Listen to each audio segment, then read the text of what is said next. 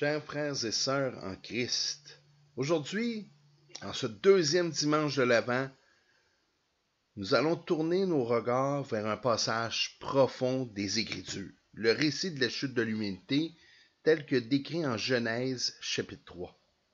À première vue, ce texte, empreint de désobéissance, de souffrance et de jugement, peut nous sembler inapproprié pour une saison où règne l'espérance.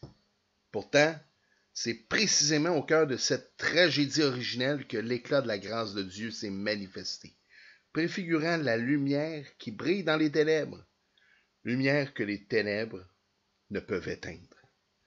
Dans le récit de ce matin, Adam et Ève cèdent à la séduction du serpent, désobéissant au commandement de Dieu en mangeant du fruit défendu.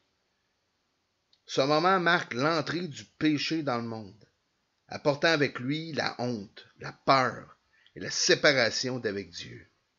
La création jusque-là parfaite et en harmonie avec son Créateur est désormais soumise à la malédiction. Ce sombre tableau vient nous rappeler la profondeur de nos ténèbres intérieures et de notre besoin personnel de rédemption. Mais même dans cet abîme, dans l'abîme le plus profond de nos vies, Dieu ne nous laisse pas sans espoir. Au milieu de la sentence prononcée contre le serpent, une promesse éclate, comme une lumière dans la nuit. Dans Genèse 3, verset 15, Dieu déclare « Je mettrai l'inimitié entre toi et la femme, entre ta descendance et sa descendance. Celle-ci t'écrasera la tête et tu lui blesseras le talon. » Ce passage est connu comme le proto-évangile. C'est le premier témoignage de l'Évangile. Dès le moment de la chute, Dieu dévoile son plan de rédemption. Dieu annonce la victoire finale d'un sauveur à venir, Jésus-Christ, qui lui écrasera la tête du serpent, triomphant du péché et de la mort. Le récit de Genèse 3, c'est pas seulement une histoire de jugement, mais ça doit aussi être pour nous un appel à lever les yeux vers celui qui accomplit la promesse. C'est dans cette espérance-là que j'aimerais vous amener à méditer avec moi aujourd'hui. Ce matin, plongeons ensemble dans ce récit tragique, plein d'espoir, et laissons l'Esprit Saint de Dieu toucher nos cœurs pour nous conduire dans la fidélité de Dieu. Mon premier point ce matin, l'espérance dans la promesse. La chute de l'humanité décrite en Genèse 3 marque la rupture d'une communion intime entre l'homme et Dieu, son Créateur. Par leur désobéissance, Adam et Ève introduisent le péché, la mort et la malédiction dans un monde qui était auparavant parfait. Pourtant, au sein de cette tragédie, une lumière d'espérance jaillit. Dieu ne se détourne pas de sa création. Au contraire, dans son amour souverain, Dieu déclare une promesse qui résonne comme une déclaration de guerre contre le mal. Il dit « Je mettrai une inimitié entre toi et la femme, entre ta descendance et sa descendance. Celle-ci t'écrasera la tête et tu lui blesseras le talon. » Cette promesse, c'est un engagement de Dieu à restaurer ce qui a été brisé. Ça révèle un Dieu qui, malgré la rébellion de l'humanité, prépare déjà un plan de rédemption. La victoire est annoncée dès le commencement. Le serpent qui représente Satan sera écrasé par la descendance de la femme. Cette promesse montre que Dieu est un Dieu de grâce, un Dieu de miséricorde, et puis qu'il reste fidèle à son peuple malgré ses égarements les plus profonds. Comme j'aime à le dire, le Seigneur ne regarde pas le nombre de fois que nous chutons dans une journée, mais bien au contraire, le nombre de fois que nous nous relevons. L'espérance qui découle de cette promesse, elle est radicale. Alors que le péché a brisé l'harmonie de la création, Dieu proclame que cette situation ne sera pas définitive. L'histoire humaine ne s'arrête pas après la chute. Au contraire, elle est redirigée vers un avenir glorieux. grâce à l'intervention et à la manifestation de l'amour de Dieu. Cette vérité, elle nous rappelle que même dans les moments les plus sombres de nos vies, Dieu est à l'œuvre. Parfois, on ne comprend pas pourquoi le Seigneur permet des choses difficiles dans nos vies. Mais moi, je peux vous assurer que même lorsqu'on ne comprend pas, même lorsqu'on ne le voit pas, Dieu est à l'œuvre. Il nous rappelle que malgré l'ampleur de nos fautes, sa lumière et son amour auront le dernier mot. Comme l'écrit l'apôtre Paul en Romains 8, verset 28, nous savons du reste que tout concourt au bien de ceux qui aiment Dieu, de ceux qui sont appelés selon son dessein. Ce dessein commence à s'esquisser dès Genèse 3, verset 15, où Dieu annonce que le mal ne triomphera pas. Saint Irénée de Lyon, un grand-père de l'Église du 2e siècle, souligne cette perspective-là lorsqu'il écrit ceci. Dès le commencement, Dieu a prévu l'union de l'homme avec lui-même par le Christ. Dieu n'a jamais abandonné son projet de réconcilier l'humanité avec lui-même. Sa promesse, c'est un gage de fidélité, indépendamment des circonstances et même de l'ampleur de nos péchés. En cette période de l'Avent, on est invité à contempler l'accomplissement de la promesse en Jésus-Christ. Jésus est la descendance de la femme annoncée dès le Jardin d'Éden. Par sa vie parfaite, sa mort expiatoire et sa résurrection triomphante, Jésus a écrasé la tête du serpent. Sur la croix, ce qui semblait être une victoire pour Satan s'est avéré en fait être sa plus grande et ultime défaite. L'Épître aux Hébreux l'exprime de cette façon. Ainsi donc, puisque les enfants participent au sang et à la chair, lui aussi y a également participé, afin que, par la mort, il rende impuissant celui qui avait la puissance de la mort. On peut lire ça en Hébreux 2, verset 14. Paul confirme cette victoire-là dans Romains 16, verset 20, lorsqu'il dit « Le Dieu de paix écrasera bientôt Satan sous vos pieds ». Cette promesse réalisée en Christ donne à son peuple une espérance solide, non pas seulement pour l'avenir, mais aussi pour le présent. Le réformateur Jean Calvin, dans son commentaire sur la Genèse, affirme ceci. Dieu, par un admirable dessein de grâce, annonce la vie à ceux qui méritaient la mort. En Christ, cette vie, elle nous est donnée. Et la promesse de Genèse 3,15 devient la pierre angulaire de notre foi, puisqu'elle nous rappelle que Dieu a un plan, que Dieu est fidèle, que Dieu, malgré l'ampleur de notre désobéissance et de notre rébellion, il nous tend toujours la main. L'espérance ancrée dans la promesse divine, c'est pas juste une vérité théologique abstraite, c'est une force qui est vivante, qui a un impact dans nos vies ici et maintenant. Cette promesse, nous rappelle que Dieu est souverain et fidèle, même quand les circonstances semblent désespérées. Cette promesse, nous appelle à persévérer dans la foi, malgré nos chutes, malgré nos doutes, sachant que la victoire du Christ garantit notre propre triomphe sur le mal. Comme l'a écrit Martin Luther, même si nous sommes faibles, nous avons cette consolation.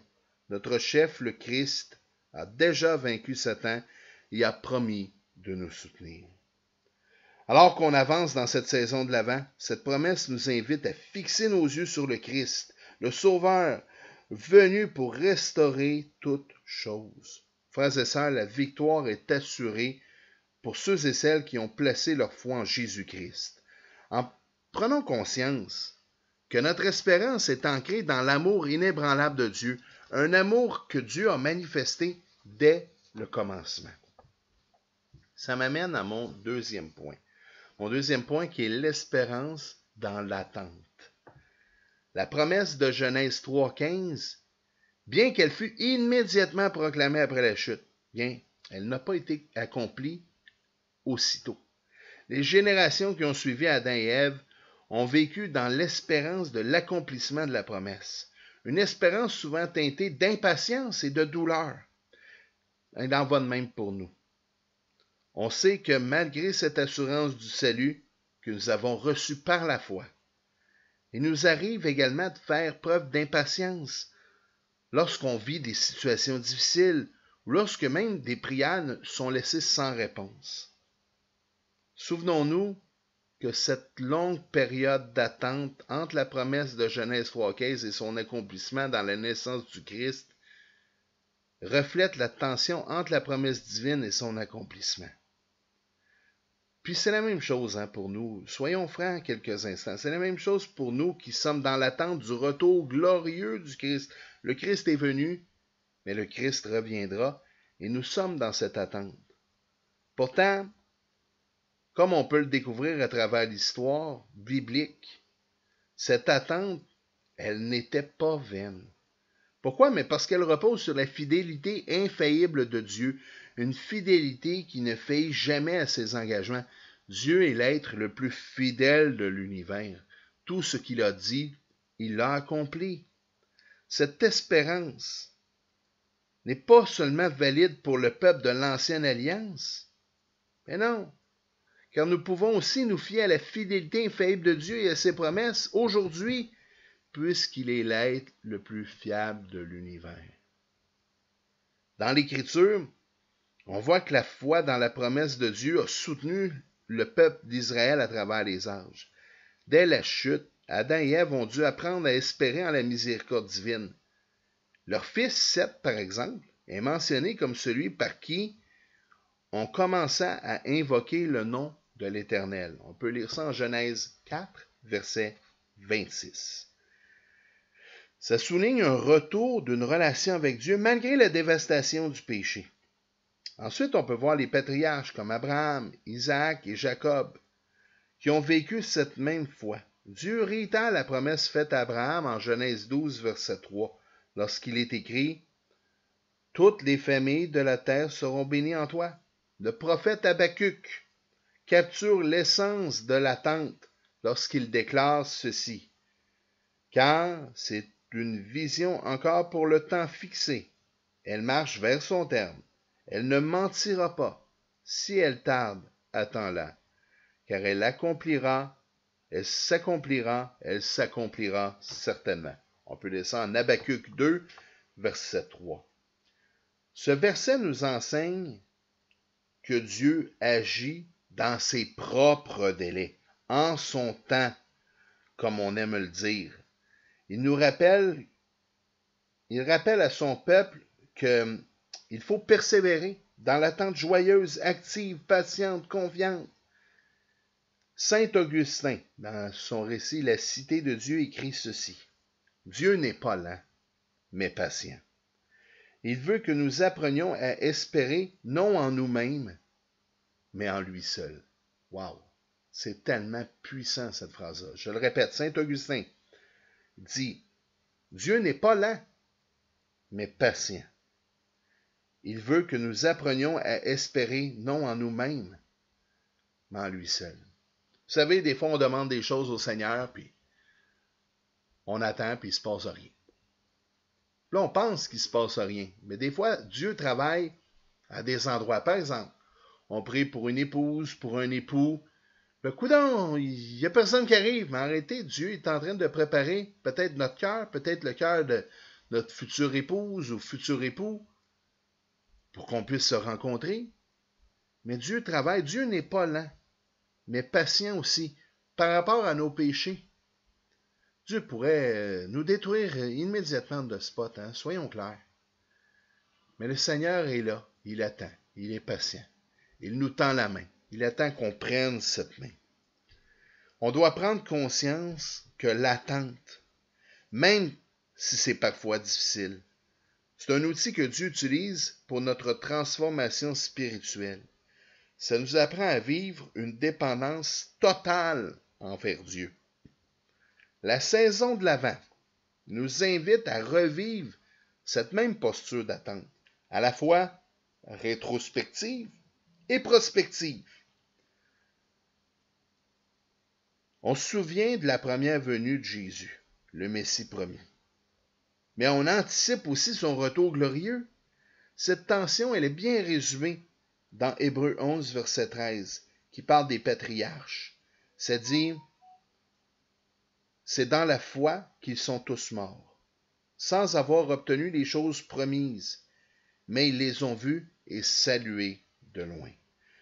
Même chose pour nous, hein? L'Église vit aujourd'hui dans l'attente active la plénitude du règne de Christ. L'apôtre Pierre nous exhorte à cette perspective-là en 2 Pierre 3, verset 9, lorsqu'il est écrit « Le Seigneur ne tarde pas dans l'accomplissement de la promesse, comme quelques-uns le pensent, mais il use de patience envers vous, ne voulant pas qu'aucun périsse, mais voulant que tous arrivent à la repentance. » Cette attente-là, elle n'est pas passive. Elle nous pousse à grandir dans la sainteté et à proclamer l'Évangile comme une préparation du retour du Seigneur Jésus. Frères et sœurs, l'attente, contrairement à ce qu'on pourrait croire, c'est pas une période stérile.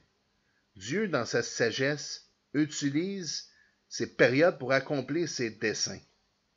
Jean Calvin le souligne dans son commentaire sur Habacuc lorsqu'il dit « Bien que nous ne comprenions pas toujours les voies de Dieu, il n'agit jamais sans but. L'attente purifie notre foi et élargit notre vision dans ses promesses. » La promesse messianique, bien que tardant à s'accomplir pour le peuple d'Israël, n'a jamais cessé de nourrir leur espérance. Les prophètes ont constamment rappelé cette promesse-là, la décrivant comme une lumière au milieu des ténèbres. On peut lire en Ésaïe 9, verset 1. « Le peuple qui marchait dans les ténèbres voit une grande lumière. Sur ceux qui habitaient le pays de l'ombre de la mort, une lumière resplendit. » Dans la plénitude des temps, comme le dit Galates 4, verset 4, Dieu a accompli sa promesse en envoyant son Fils Jésus. Jésus est venu pour inaugurer le royaume de Dieu, accomplissant les espérances de générations entières. Cependant, l'attente n'est pas terminée comme nous l'exprime Paul en Romains 8, verset 3, lorsqu'il est écrit « Nous aussi, qui avons les prémices de l'Esprit, nous soupirons en nous-mêmes en attendant l'adoption, la rédemption de notre corps. » L'attente, qu'elle soit celle des anciens pour la venue du Messie ou celle des croyants pour son retour, est toujours accompagnée de l'espérance. Cette espérance est ancrée dans la fidélité inébranlable de Dieu et dans l'assurance que ses promesses s'accompliront pleinement. Cette période de l'Avent nous invite à renouveler notre foi, à attendre avec patience mais aussi avec joie, à proclamer cette espérance au monde. Jésus est venu. Jésus a porté la colère de Dieu à la croix à notre place. Il te tend la main. Prends-lui la main ici et maintenant. Comme l'a écrit le théologien réformé allemand Dietrich Bonhoeffer, il dit « Le Seigneur vient, mais pas à notre heure, mais toujours à l'heure parfaite. » Le Seigneur, non, vient pas à notre heure. Le temps de Dieu, c'est pas notre temps, mais le temps de Dieu, c'est toujours le temps parfait. Ce qui m'amène à mon troisième point de la matinée. La lumière de l'espérance pour aujourd'hui. Maintenant, on doit prendre conscience, maintenant qu'on a entendu tout ça, on doit prendre conscience que le récit de Genèse 3 est à la fois un avertissement et une promesse. D'abord, il nous rappelle que la chute a entraîné une séparation profonde entre l'humanité et Dieu, mais aussi que Dieu, dans son amour infini, a immédiatement préparé un plan de rédemption. Dieu aurait pu dire, c'est terminé. Moi, j'en ai terminé, ils m'ont désobéi, merci, bonsoir. Mais non, immédiatement après la chute, immédiatement après, Dieu prépare un plan de rédemption. Y a-t-il quelque chose de plus beau que ça? Honnêtement, là, y a-t-il quelque chose de plus profond que ça? C'est tellement beau de voir que le Seigneur ne nous abandonne pas, malgré notre rébellion active, malgré l'ampleur de nos échecs, malgré les péchés qu'on commet. Le Seigneur est là, il nous tend la main. Même chose dans le récit, j'ai toujours le récit de Noé en tête. Le Seigneur aurait pu en finir là, encore une fois. Noé, son épouse, ses 3 fils, leur épouse, puis l'humanité continue. Le Seigneur a envoyé son Fils, il est venu revêtir la chair pour sauver la chair. Quel Dieu ferait ça? Est-ce que c'est les faux dieux qu'on entend nordiques ou les philosophies asiatiques? Non. C'est tous centrés sur eux-mêmes. Ça nous rappelle plusieurs choses. D'abord, que la chute entraînait la séparation profonde entre l'humanité et Dieu, mais aussi que Dieu est un Dieu d'amour infini, parce qu'il a immédiatement préparé un plan de rédemption. Cette vérité-là, elle est fondamentale, et ça doit être une source d'espérance pour nous aujourd'hui. Notre salut ne repose pas sur nos propres forces, mais sur l'œuvre achevée de Dieu en Jésus-Christ. Dès Genèse 3,15, on voit que c'est Dieu qui prend l'initiative de la restauration. Puis ça, c'est intéressant. Parce qu'on entend de plus en plus des églises dire « Ah, c'est moi qui ai choisi Jésus, c'est moi qui choisis, c'est moi, moi. » Non. Dans le salut, comme disait saint Augustin, tout est grâce. Rien dans l'œuvre de la justification là, et qui est de notre fait. C'est Dieu qui prend l'initiative de la restauration. C'est Dieu qui choisit, c'est Dieu qui tend la main. Si Dieu ne m'avait pas tendu la main, je serais encore perdu dans mes péchés. La promesse d'un sauveur qui écrasera la tête du serpent montre que Dieu intervient directement pour vaincre le péché et la mort. Cette victoire trouve son accomplissement en Jésus-Christ. Pierre nous rappelle cette réalité en 1 Pierre 1, verset 3, lorsqu'il déclare « Béni soit Dieu, le Père de notre Seigneur Jésus-Christ. Dans sa grande miséricorde, il nous a fait naître de nouveau à une espérance vivante par la résurrection de Jésus-Christ d'entre les morts. » C'est intéressant, hein? Parce que dans sa grande miséricorde, on parle de Dieu. Il nous a fait naître de nouveau. C'est pas moi qui ai décidé de naître de nouveau en faisant mon chapelet, en faisant prière de repentance ou en disant ah oui, moi je reconnais Jésus comme mon sauveur et Seigneur. Non. C'est Dieu qui nous a fait naître de nouveau. Il nous a fait naître à une espérance vivante. Comment? Encore une fois, ça vient encore de lui. Par la résurrection de Jésus-Christ. Pas par mes propres forces, pas par mes œuvres, pas parce que j'ai dit oui, pas parce que le pasteur de mon église m'a fait réciter la prière de repentance qui est pour moi le chapelet évangélique. Non. C'est Dieu qui a tout fait ça. Saint Augustin, dans ses Confessions, désigne la grâce de Dieu comme étant le fondement même de notre espérance. Il dit ceci, « Car aussi longtemps que nous sommes privés de Dieu, nous ne pouvons que gémir, car lui seul est notre vraie joie. Mais par sa miséricorde, il nous a donné son Fils pour nous ramener à lui. » Ainsi, l'œuvre de la rédemption de Christ est la lumière qui brille au milieu des ténèbres. C'est la seule chose qui peut nous offrir une espérance qui est inébranlable. Cette espérance est accessible pour tous ceux et celles qui se confient en lui. L'espérance chrétienne, c'est pas une attente passive. Il s'agit d'une foi, d'une espérance qui est vivante, qui est agissante, un appel à marcher dans la lumière de la promesse de Dieu. L'apôtre Paul nous exhorte en Éphésiens 5, verset 14, lorsqu'il est écrit « Réveille-toi, toi qui dors, relève-toi d'entre les morts, et le Christ t'éclairera. »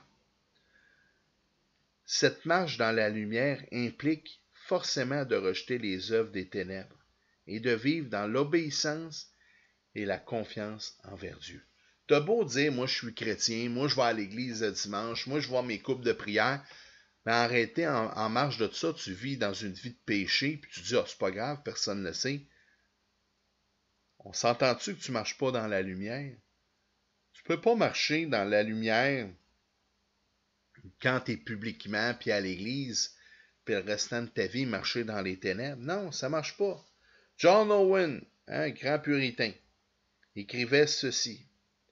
L'espérance chrétienne ne se contente pas de regarder vers l'avenir, elle transforme le présent, car elle repose sur une certitude, ce que Dieu a promis, il le fera. L'espérance n'est pas une simple attente.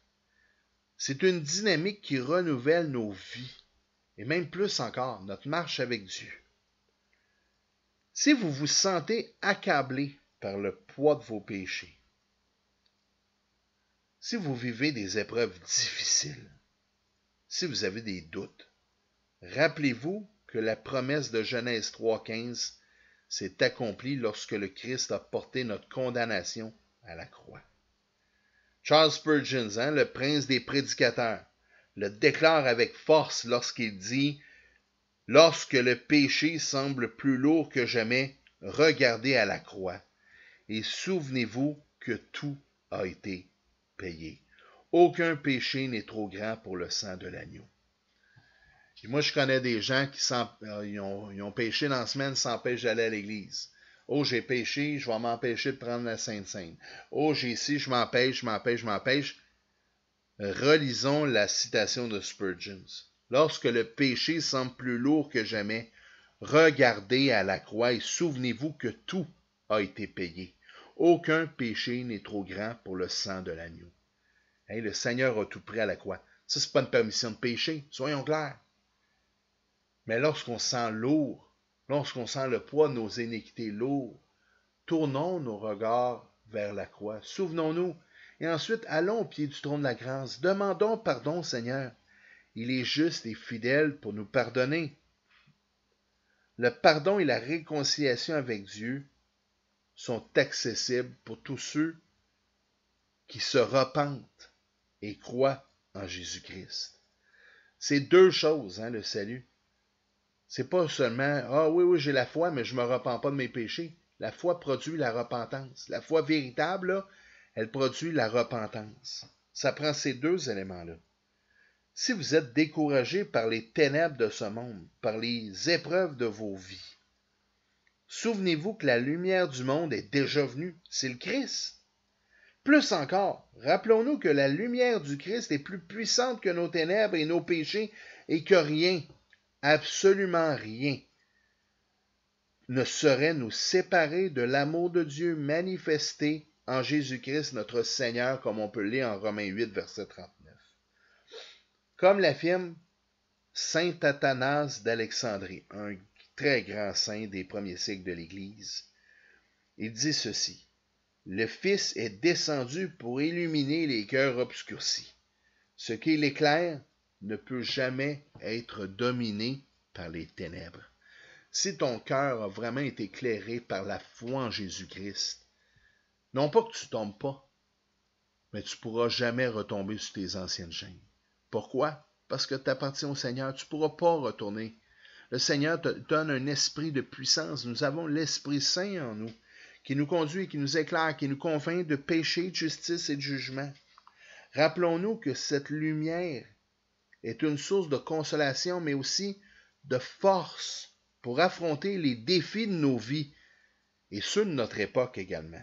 Frères et sœurs, prenons conscience que l'espérance chrétienne, ça ne se limite pas à ce monde. Elle s'étend même, cette espérance, dans l'éternité, où nous vivrons dans la présence glorieuse de Dieu. Tertullien, un théologien du IIIe siècle, écrivit ceci. « Nous sommes toujours dans l'attente du royaume éternel, où les souffrances actuelles céderont la place à une gloire sans fin. » Amen, amen, amen. La lumière de Christ, inaugurée à sa première venue, brillera toujours dans le royaume qu'il établira pleinement à son retour. La lumière de l'espérance en Christ éclaire notre présent et illumine même notre avenir. Elle nous invite à lever les yeux vers Dieu, à marcher dans sa lumière et à proclamer son salut au monde entier. Faites des disciples de toutes les nations. Comme le disait Saint Bonaventure, un grand théologien médiéval, à l'époque médiévale.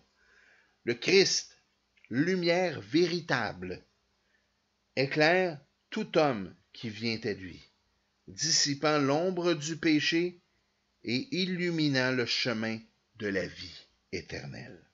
Wow!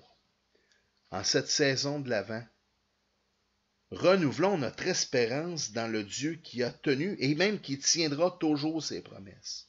Saisissons la lumière du Christ afin de pouvoir avancer avec joie, confiance et résilience à sa suite, malgré les épreuves de nos vies, malgré le poids de nos péchés. Rappelons-nous les paroles de l'apôtre Paul aux Romains. Qui nous séparera de l'amour de Christ? Sera-ce la tribulation ou l'angoisse, ou la persécution ou la faim, ou la nudité, ou le péril, ou l'épée? Selon qu'il est écrit, c'est à cause de toi qu'on nous met à mort tout le jour, qu'on nous regarde comme des brebis destinées à la boucherie. Mais dans toutes ces choses, nous sommes plus que vainqueurs par celui qui nous a aimés. Car j'ai l'assurance que ni la mort, ni la vie, ni les anges, ni les dominations, ni les choses présentes, ni les choses à venir, ni les puissances, ni les hauteurs, ni les profondeurs, ni aucune autre créature ne pourra nous séparer de l'amour de Dieu manifesté en Jésus-Christ, notre Seigneur. Ça, c'est Romains 8, les versets 35 à 39. En conclusion, frères et sœurs, le récit de Genèse 3,15 nous rappelle une vérité essentielle. La promesse de Dieu, elle est inébranlable. Elle est plus forte que le pouvoir du péché. Et son amour dépasse infiniment les profondeurs de nos échecs. Depuis la chute, Dieu a annoncé un plan parfait de révélant qu'il ne laissera pas l'humanité dans l'obscurité. Cette promesse, scellée dans l'histoire par la venue de Jésus-Christ, est un phare d'espérance qui éclaire nos vies. Même dans les temps les plus troubles et les temps les plus incertains de nos propres vies. Malgré cette époque fou où on voit la guerre un peu partout, puis notre certitude, là, notre espérance, elle est en Jésus-Christ. Et c'est le phare qui doit éclairer nos vies. Arrêtons là d'aller sombrer dans des plateformes puis des vidéos YouTube de mauvaises nouvelles. Regardons au Seigneur. Regardons au Seigneur. Elle est là, notre espérance. Elle n'est pas dans les choses de ce monde.